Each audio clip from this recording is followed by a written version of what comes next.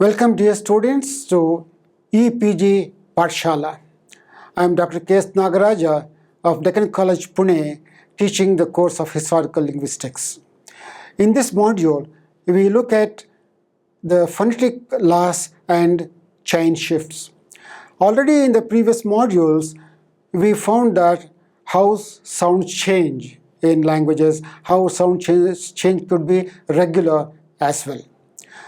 So this module looks at some of the best known sound regularities, normally known as laws, propounded in the 19th century while studying Indo-European languages, namely Grimm's law, Verner's law, and Grassmann's law.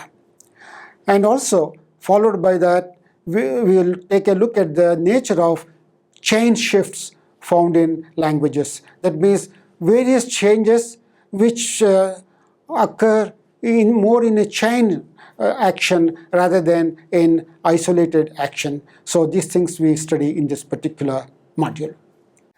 An amazingly regular correspondence between the upstream systems of Germanic and the other Indo-European languages caught the imagination of linguists in the early part of the 19th century.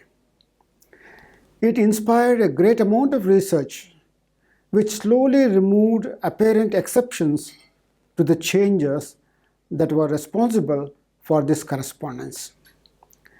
The findings of that research, in turn, eventually provided some of the most important empirical support for the regularity hypothesis. As explained in the lecture on characteristic features of sound change, the most important characteristic of sound change are regularity and irreversibility. They claim that sound changes are very different from other language changes in that they operate mechanically and regularly without any exceptions. That is, sound changes can only be conditioned by phonetic factors and not by grammatical, lexical, or semantic factors. The postulation of this hypothesis concerning the nature of sound change completely revolutionized the study of diachronic aspects of language. It made that study highly systematic. Though there were severe criticisms of this hypothesis, but two important generalizations that form the basis of the hypothesis appear to have stood the test of time. They are the regularity of sound change and the irreversibility of sound change, as in fact stated earlier. Sound changes are considered to be regular in that they affect the whole paradigm of the sounds involved. As such, they can only be conditioned by phonetic factors. That is, sound changes directly affect sounds and not individual words. They affect words only indirectly because of the fact that the sounds that changed had occurred in those words. In finding regular sound changes, various scholars worked and succeeded in identifying regularities. Among the famous scholars, Jakob Grimm, Carl Verner, Grassmann, and their laws known as Grimm's law, Verner's law, and Grassmann's law will be studied in this lecture. They are major milestones in the history of Indo-European linguistics and thus also of historical linguistics. And traditionally, all linguists have had to learn these laws. 1. Grimm's law. Grimm's law is an extremely important set of sound changes in historical linguistics. It is intimately involved in the history of the comparison, in fact comparative method, and the regularity hypothesis. Grimm's law, first worked out in 1822, shows the regular way in which the Germanic sound system diverged from that of Indo-European. It involves 9 sets of correspondences covering three interrelated changes in the series of plosives from Proto-Indo-European to Proto-Germanic. So one set voiceless stops changes to voiceless fricatives. Two voice stops changing to voiceless stops. Three voiced aspirated stops, sometimes called murmur stops, changing to plain voice stops. The same may be shown in the rule frame as follows. First, plus stop minus voice changing to plus fricative, plus stop plus voice changing to minus voice, plus stop plus aspiration changing to plus voice minus aspiration plus or minus fricatives. The notation plus or minus fricative indicates that the outcome allophonically appears also as a fricative. The table is given. Grimm's law can be interpreted as either a pull chain or a push chain, where the, and the represent all the stops of these series. If the temporal sequence were 1. The changing to fricative the, 2. The changing to the, 3. Aspirated the changing to unaspirated the, then it would be assumed that 1. The changing to fricative the took place first, leaving the language with the three series voiceless fricatives fa, the, ha, voice stops the, ba, the, ga, and voice aspirates bha, the, ga, but no plain voiceless stops, that means no pa, ta, ka. This would be an unnatural situation which would pull in the voice stops to fill the gap. So the changing to the series. However, this would leave the language with voice aspirates but no plain voice stops, also an unnatural arrangement, and so the voice aspirates would be pulled in to fill the slot of the plain voice stops. So the becoming the, etc., making a more symmetrical system. In the push chain scenario, the voice aspirates first started to move towards the plain voice stops, a natural change towards easier pronunciation or easier articulation. So, but the approach of the into the space of the forced original the to move towards the, which in turn pushed original the out in order to maintain a distinction between these series of sounds. Another set of cognates reflecting Grimm's law is given below. Here, the Gothic and English forms show the results of these changes in Germanic, while the Sanskrit, Greek, and Latin forms for the most part reflect the Indo-European stops unchanged, that is, they did not undergo Grimm's law as the Germanic. Jacob Grimm was most successful in bringing them into the attention of the linguistic community. Interestingly, actually, they were discovered before him by a Danish scholar, Rasmus Rask. So now we look at the second law called Verner's law.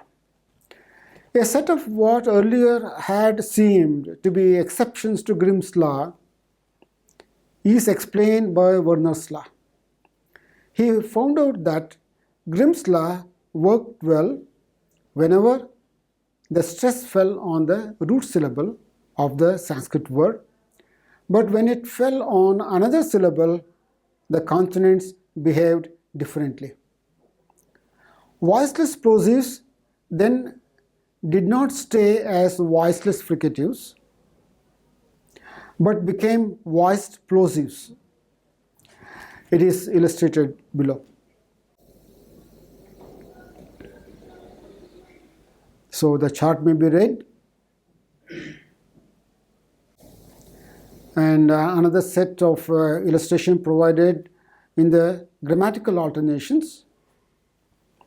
It is easy to see why Verner's law was also often called grammatical alternation.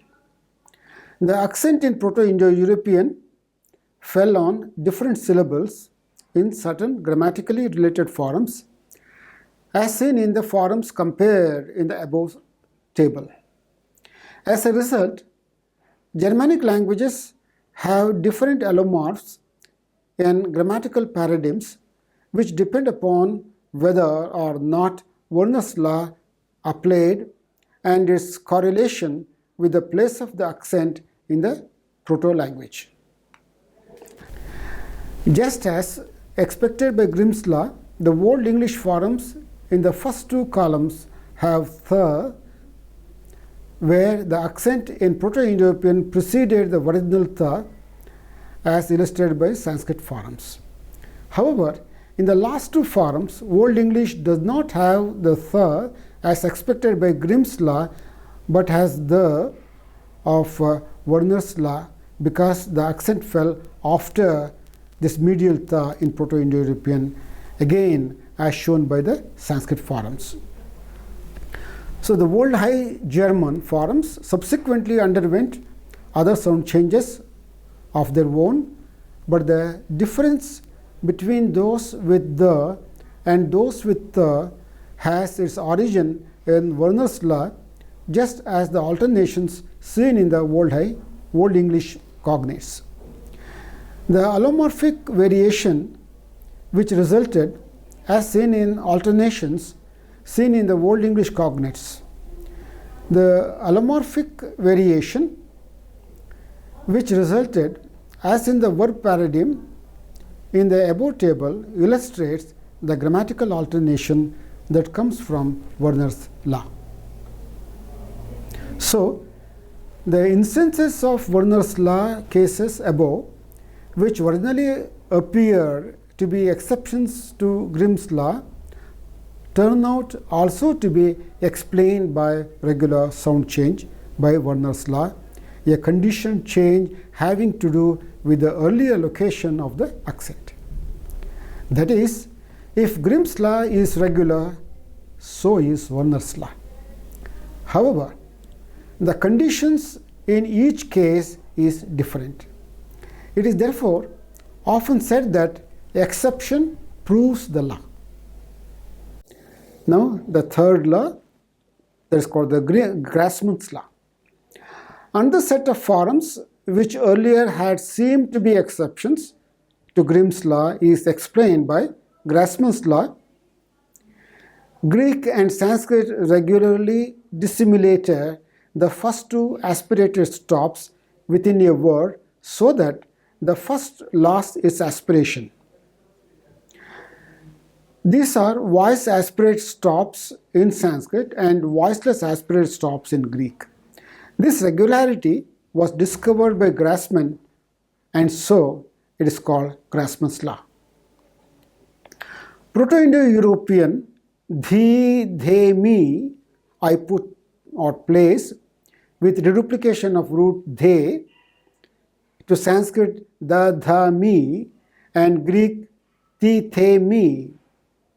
As a result of Grassmann's law, some sound correspondences between Sanskrit, Greek, and Germanic languages do not match the expectations from Grimm's law, as for example in the following cognates.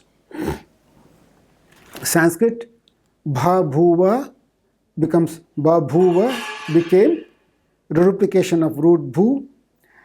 Greek pe phu ka, changing to pe phu ka, converted, reduplication of phu to engender. Some more examples from Greek can be given. Trichos, hair, genitive singular. Trix, nominative singular. Trepo, I rear, nourish, cause to grow.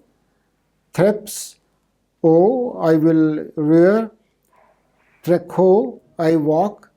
Trecho, so, I will walk. So we may put it in a formula. Plus stop changes to minus aspirate before a sound which is plus aspirate, that is according to Grimm's law. So the examples, Proto-Indo-European, where both the syllables, first two syllables are aspirated. In Sanskrit, the first syllable loses its aspiration. Budhyate, bubodha, bhotsyati, bhut. So these are the forms we obtain. One illustrates Grassmann's law and two provides examples for the same. As the examples in 2b show, Grassmann's law can apply to more than one segment per word.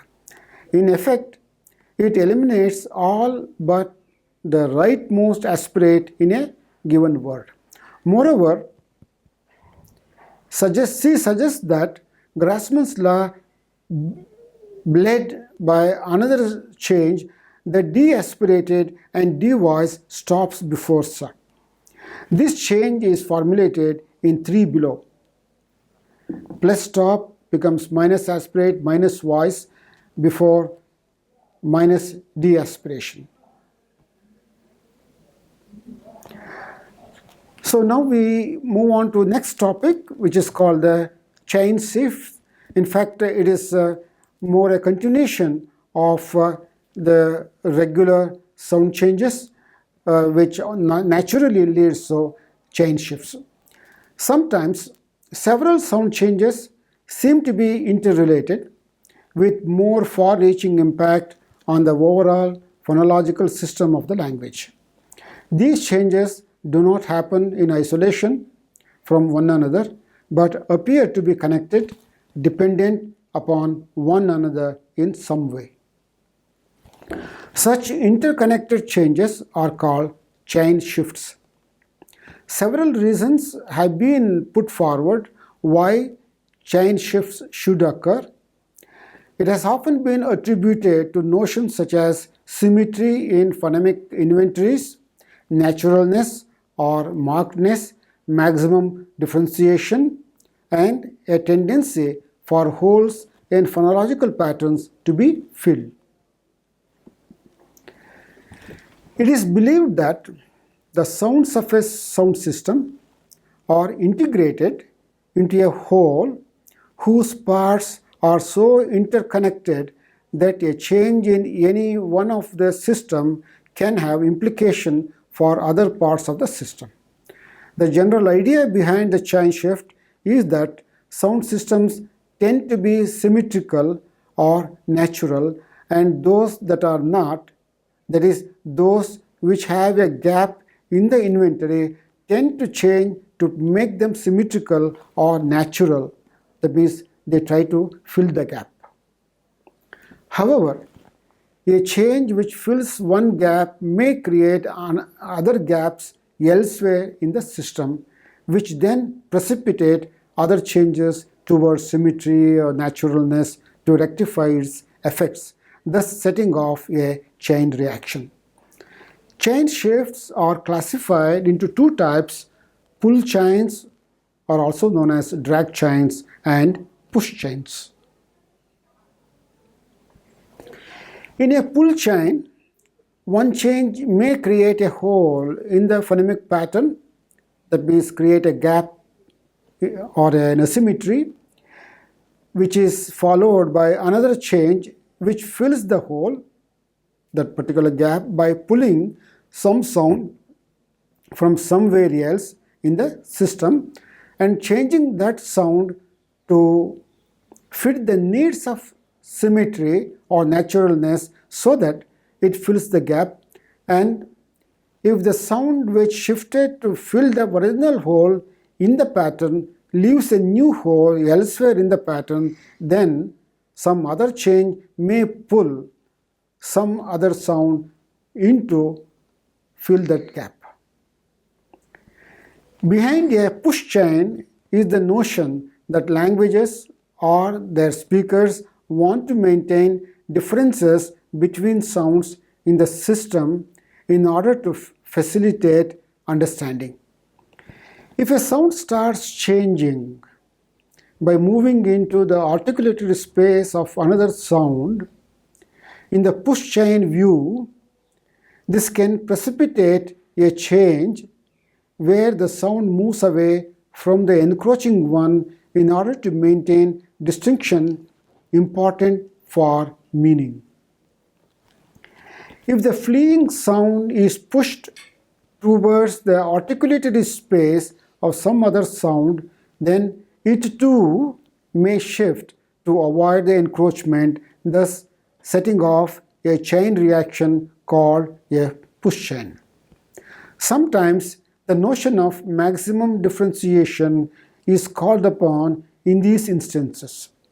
The idea behind maximum differentiation is that the sounds in a sound system tend to be distributed so as to allow as much perception difference between them as the articulatory space can provide.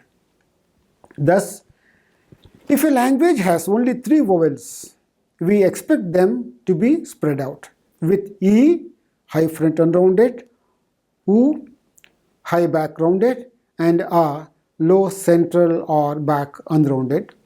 We do not expect them to be bunched up.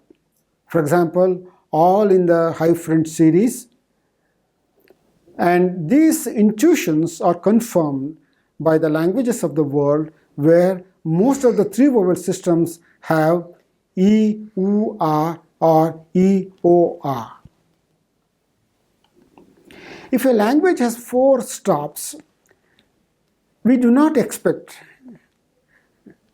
them to be bunched at one point of articulation, say all labials, pa, ba, pa, bha, etc., with none at all in other points of articulation.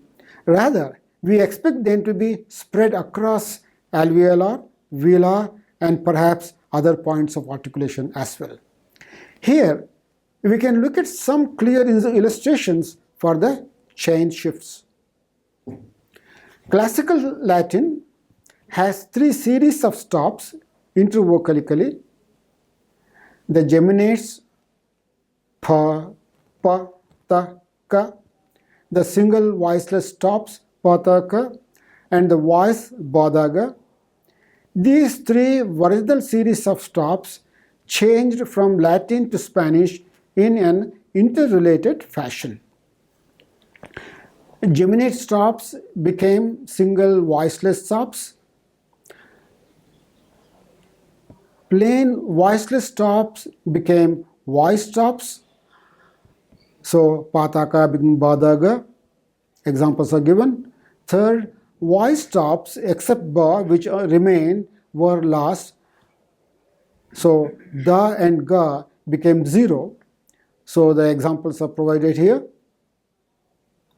The series of changes in the stops in the development from Latin to Spanish has been interpreted as a push chain. Let we start with geminated. The, and the represent all the stops in the 3 respective series having taken place in the order. Geminated becomes ungeminated. Ta becomes the, da becomes 0. Second possibility, as the geminates began to simplify, becoming single, thus put pressure on the plain voiceless series to get out of the way.